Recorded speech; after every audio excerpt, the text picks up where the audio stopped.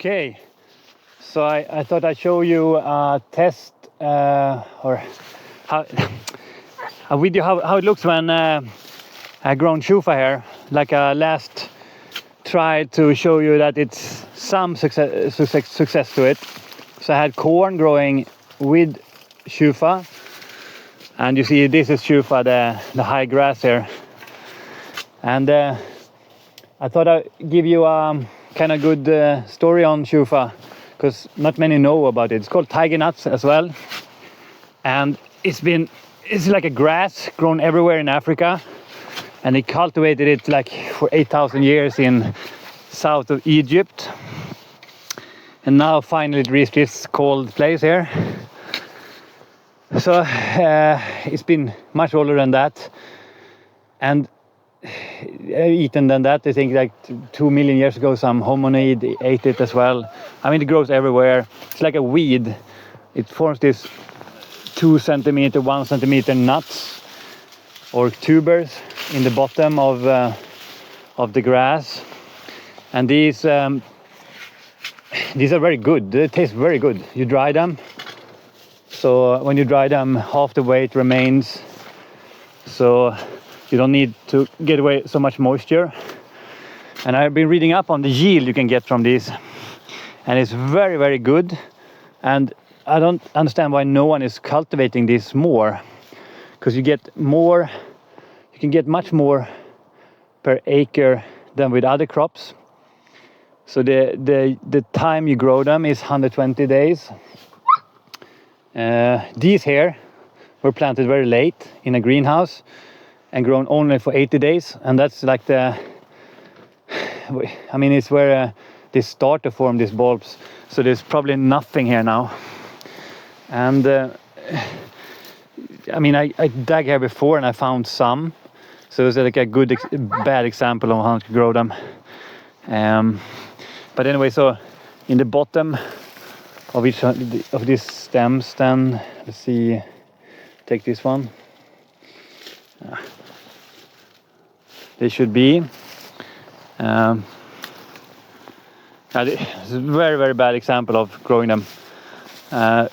So anyway, when you grow them, then I noticed that when I plant them together with other crops like corn, they grow much better, because I think the corn stimulates the roots. But then of course it shadows it, so you won't get the same yield if you have this as a farmer.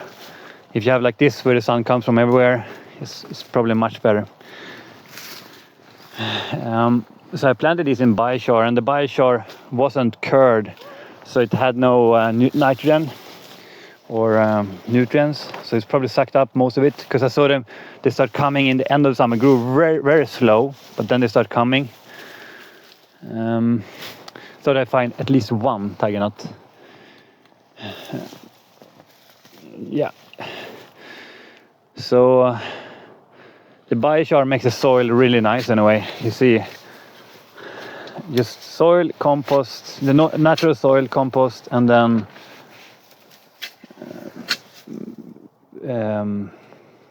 and biochar mixed together. A lot of biochar, so like per square meter that's like maybe 40 liters or 50 liters. It's a lot. I guess you add only 1 kilo per square meter when you put it on the fields. You can do 10 in some studies, but it's supposed to be extreme. And then you count it in percentage of the top 10 centimeters, I guess. Because,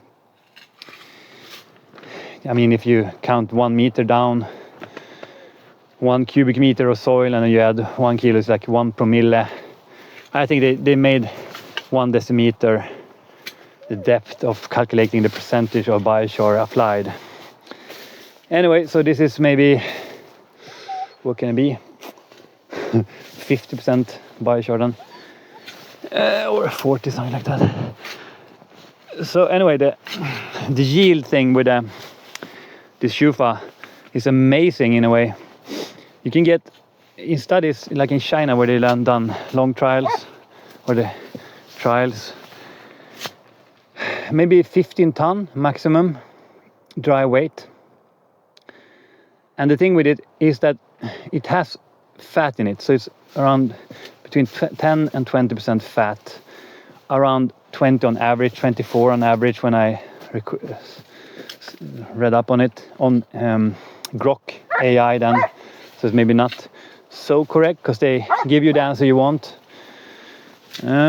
Anyway, so I mean, wheat you get like 10 tons per hectare, 5 tons per acre, and then, but the thing is with the oil, since it's like 30, almost 30% oil sometimes, or fat, and it's the good oil, like one in olive oil, so it's almost the similar as olive oil. It's like growing olive oil beneath the ground. Is that it has, if you yield like 15 tons in a good condition, then so it's not here, but in an optimal greenhouse, or here then. But then if you grow it in the south, like mid-America, something like that, you can reach 120 days, good watering, good nutrition.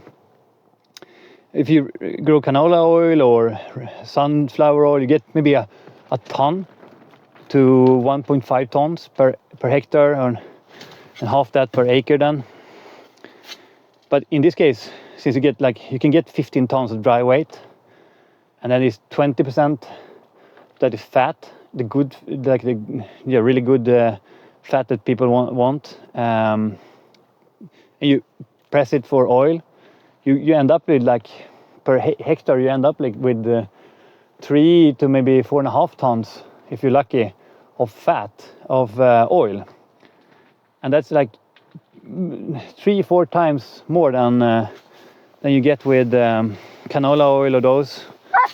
The thing is, you see the here you have to dig them up, so that's a negative thing, and they are very small. They're like maximum 2 centimeters in diameter.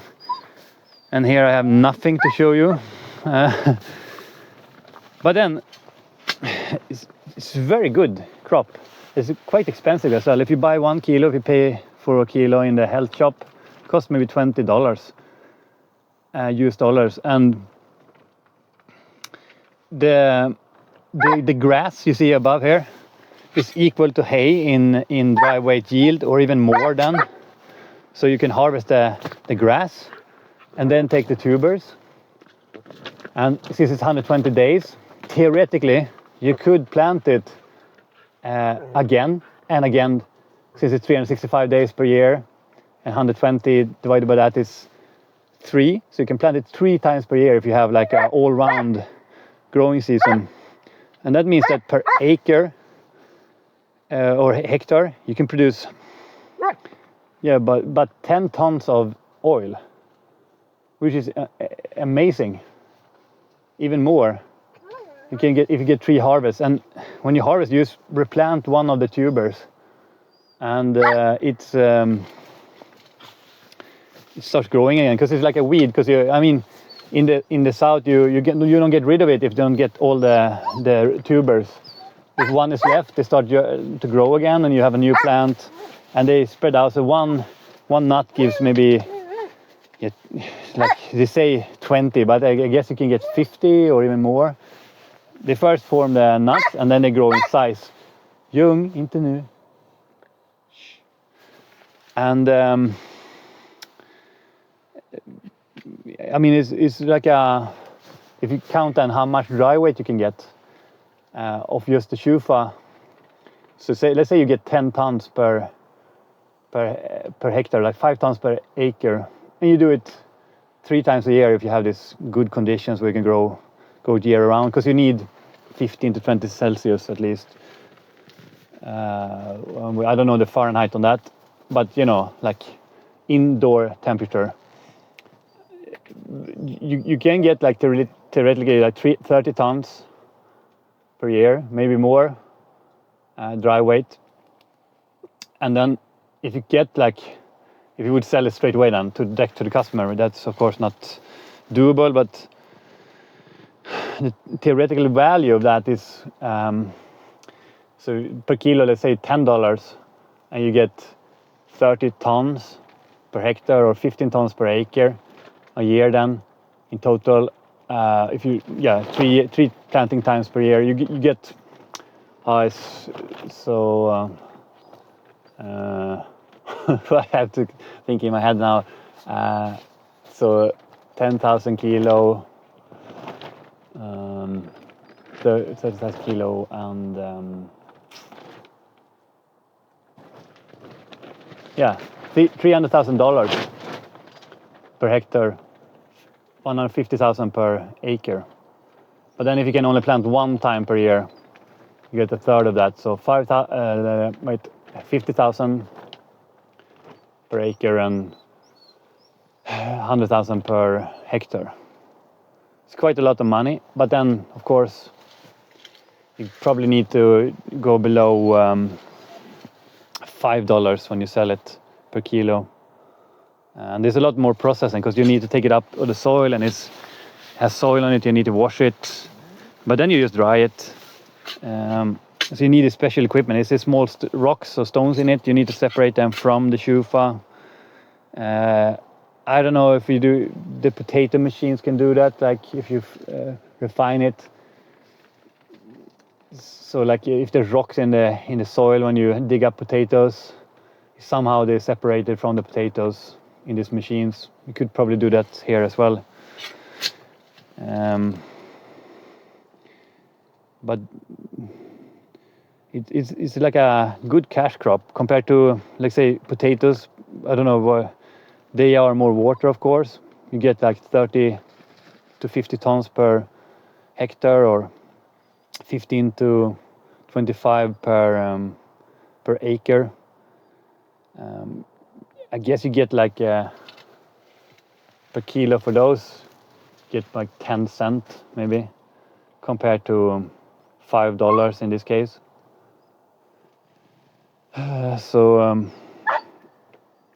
If you have the machinery and the buyer, you can make much more as a farmer on these ones than other crops like wheat or whatever, or corn, or but you have to invest in the research how to do it. I anyway think it's the highest energy yielding thing you can grow, and it's like a weed, and it's perfect. If you could cultivate them so they go bigger but still keep the same fat content, then it would be a winner, like a really good winner. Especially, in the fats, like olive oil has a lot of oleic acid, like 60 to 80%. That's the good fat in olive oil. That's why they recommend olive oil. And the same here. It's like between 60 to even higher percentage of oleic acid. If you're a gardener and want to grow these, back to the oil. When you buy rapeseed oil or canola oil, sunflower oil or cottonseed oil or soy oil, it's not a good oil for you, especially if you fry it, because it forms these toxic chemicals. If you eat it raw, maybe. But you've seen like studies where you smoke or you're in the sun, you get this radical exposure, like damage in the skin or whatever, and these radicals spread out through the cell. And then if you have eaten this PUFAs, or this multi-unsaturated fats, polyunsaturated fats, nej, inte nu. You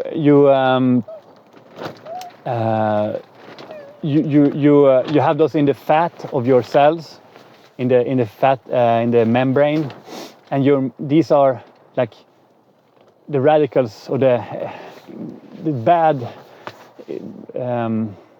the electrons, or the damage to your cells that is passed on through these. But if you eat only butter, let's say, which have monounsaturated or saturated fats, these cannot happen. So you see this in smokers, or in when you are in the sun, you get much less DNA damage if you have eaten butter. They've seen in studies, and it's kind of controversial. Some, these are good for you, blah blah blah, and this is good for you, blah blah blah. I'm not in this. I just saw those studies, and the same with this monounsaturated fat then from olive oil. That's why it's good for you. In this case, this fat in these chufas can this oil will be superior if you sell it, you press it and sell it to customers.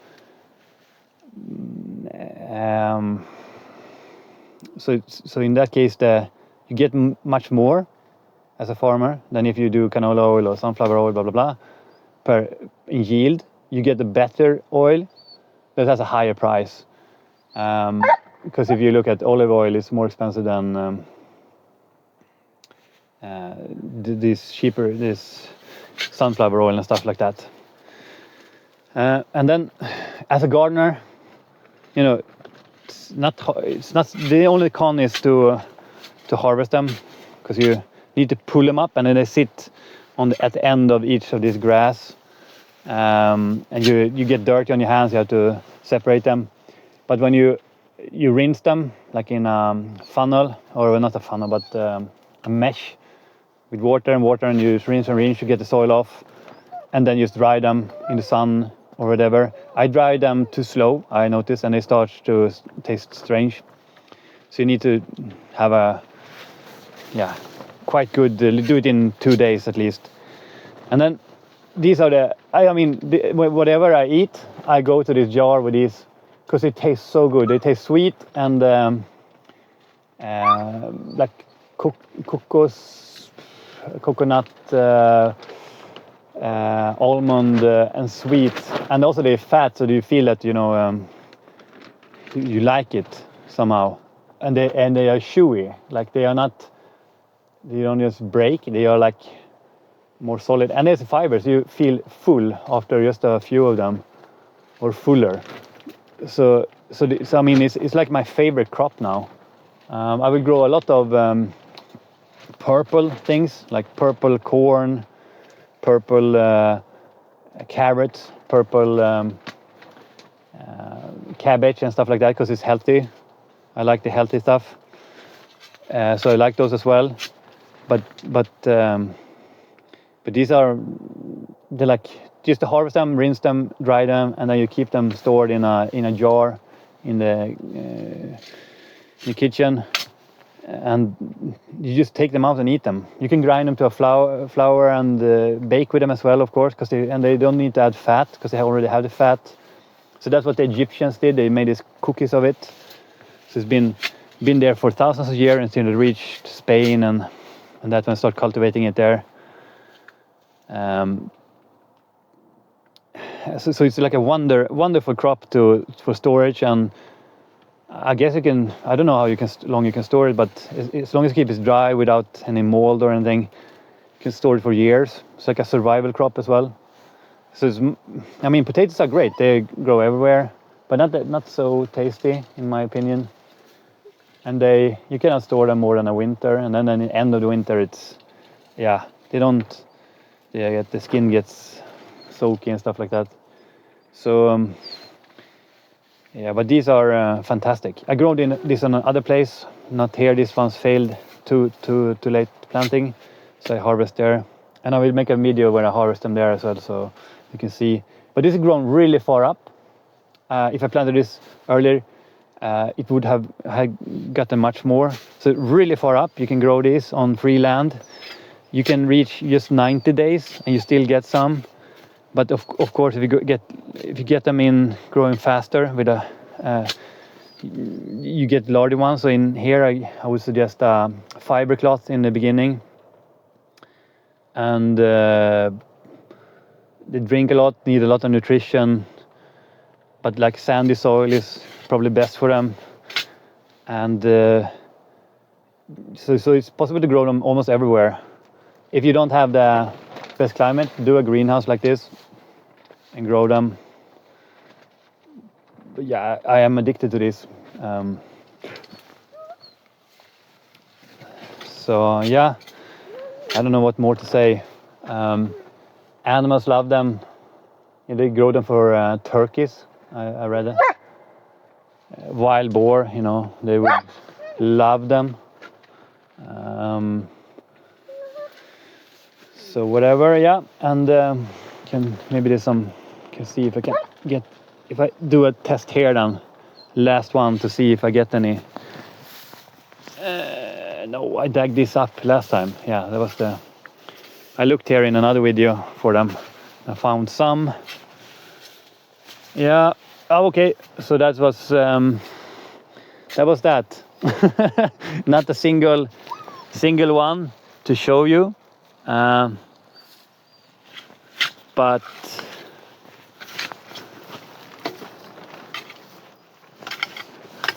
I would still recommend them.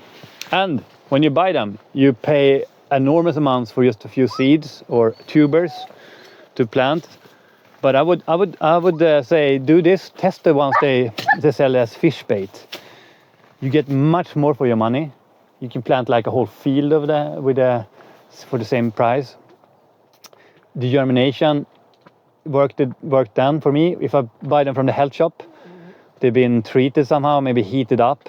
They didn't germinate, so that's why I planted several times in here.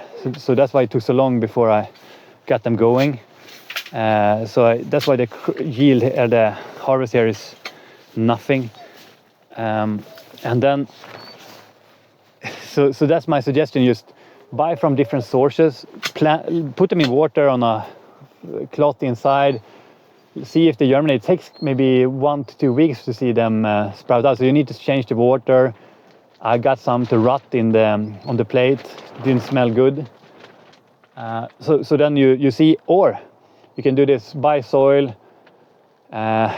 just put them down like a centimeter or half an inch, and just leave it and see which side or which test that germinates and comes up after 2-3 weeks.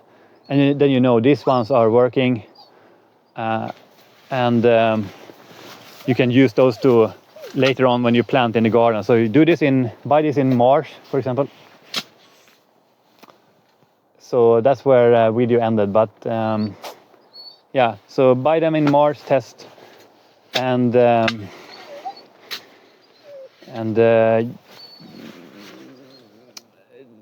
you can plant them out. So my super recommendation for Chufa growing.